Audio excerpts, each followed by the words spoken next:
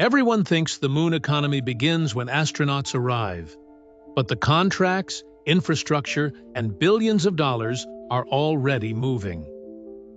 This video follows the NASA money pipeline, private lunar infrastructure, and the resource race shaping the moon before the public notices. Most people look at the moon and imagine a flag-planting photo opportunity. They assume the economy begins when an astronaut steps from a lander and leaves a boot print. That is the milestone everyone is waiting for, but it is the wrong milestone to watch. The real activity is unfolding inside spreadsheets, launch manifests, and fixed-price government contracts. A PwC report projects that the lunar economy could generate up to $127 billion by 2050. Another industry assessment places the market at nearly $20 billion by 2030. But those numbers are still projections. The lunar surface infrastructure market alone is valued at more than $800 million this year. That market is projected to reach roughly $2.5 billion by 2034. Lunar rovers are already a $3.8 billion market, expected to more than triple during the next decade. The money is not theoretical. It is already flowing through three connected channels. The first and largest channel is NASA. The Artemis program had already spent an estimated $93 billion through 2025. Each Artemis flight costs roughly $4 billion.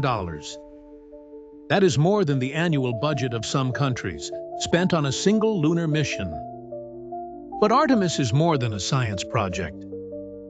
It is a procurement engine quietly building an entire private industry. NASA is buying lunar logistics, payload delivery, and surface operations from private companies. Fixed-price contracts are helping create a new supply chain from the ground up. Through the CLPS program, NASA has become the anchor customer for commercial lunar logistics. In July 2026, NASA awarded Astrobotic, Intuitive Machines, and Firefly a combined $600 million for 4 lunar landings. These are purchase orders that can create recurring revenue, while successful missions unlock larger contracts and more private capital. Government money is only half of the lunar economy story. Private companies are making decisions that reveal where they expect future revenue to appear. Blue Origin paused its New Shepard tourism program for at least 2 years. The company redirected resources toward its lunar plans and away from near-term tourism revenue. Walking away from paid tourist flights shows that the moon is not being treated as a side project. It is a strategic bet on where Blue Origin believes the next decade of growth will happen. A growing fleet of private spacecraft is preparing for robotic lunar landings in 2026. The lunar surface infrastructure market is worth approximately $829 million this year. Projections show that it could approach $2.5 billion by 2034. Lunar rovers represented a $3.8 billion market in 2025. That category has a projected path toward $12.6 billion during the next decade. Investment is concentrating on lunar technology, orbital refueling, and terrestrial spaceports. These are not simply expensive demonstrations or vanity projects. They are infrastructure businesses designed around long-term and recurring contracts. Private companies are building the equivalent of roads, gas stations, and delivery trucks. They are doing it for a destination that still has no permanent residents. That detail reveals how early this market remains. The infrastructure is being constructed before demand has fully arrived. That pattern has appeared in major frontier economies throughout history. The builders move first, and the buyers arrive later. Astrobotic, Intuitive Machines, Firefly, and other companies are trying to prove dependable lunar delivery. Every successful landing creates technical proof that the commercial model can work. That proof can reduce uncertainty for customers, suppliers, and private investors. The private infrastructure rush is advancing before mainstream demand and attention have arrived. Companies are building lunar infrastructure because valuable resources may sit beneath the surface. Interloon, Astrobotic, and other companies are pursuing helium-3, water ice, and rare metals. The Moon's proximity to Earth and its resource concentration make it an increasingly attractive target. But the most important lunar resource may not be a metal. It may be water ice located near the lunar poles. Water can be separated into hydrogen and oxygen. Those elements can be used to produce rocket fuel. Water can also support people living and working on a long-term lunar base. It may provide life support and protection from radiation. That makes lunar water more than a potential mining product. It becomes strategic infrastructure for the entire lunar economy. This is why competition around the lunar poles is becoming more serious.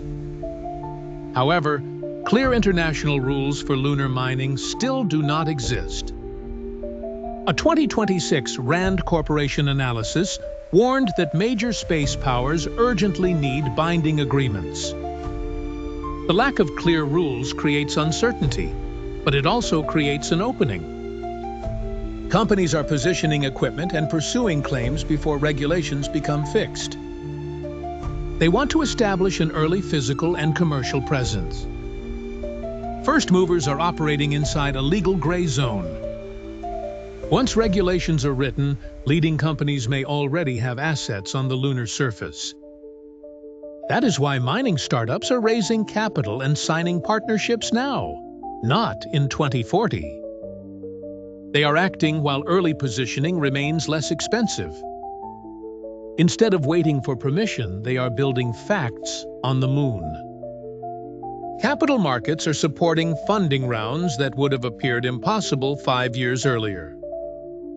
The resource race is about minerals, fuel, life support, and the strategic position those resources can create. When these three channels are combined, the complete picture becomes clearer.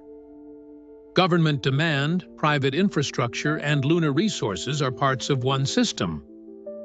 NASA provides large and dependable demand. Companies such as Blue Origin and Firefly are developing transportation and infrastructure. Mining startups are positioning themselves around essential lunar resources. These are not separate stories that happen to overlap.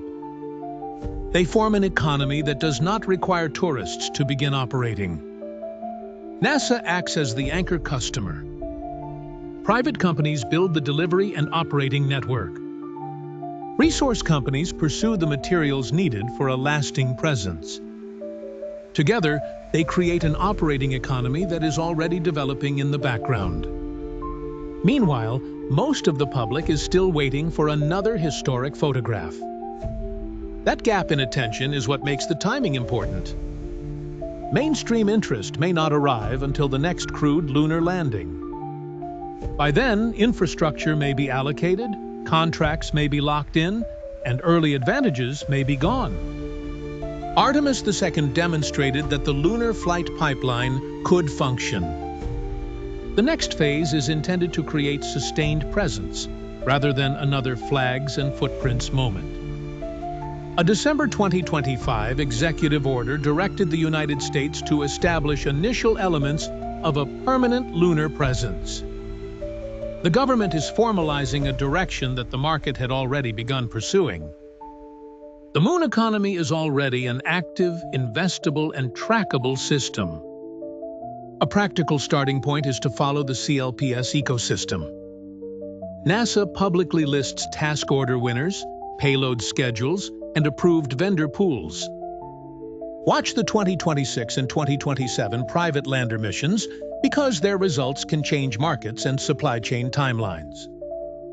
For career positioning, lunar logistics, robotics, and resource extraction may require talent before tourists ever arrive. Track the lunar infrastructure market quarter by quarter to see whether activity is accelerating or slowing. The early positioning window will not remain open forever, and the ground floor may disappear before the story becomes front-page news. The moon economy is not coming. It is already here, supported by billions of dollars that moved while most people were not watching. Keep following this story and subscribe to stay ahead of major opportunities before they become mainstream.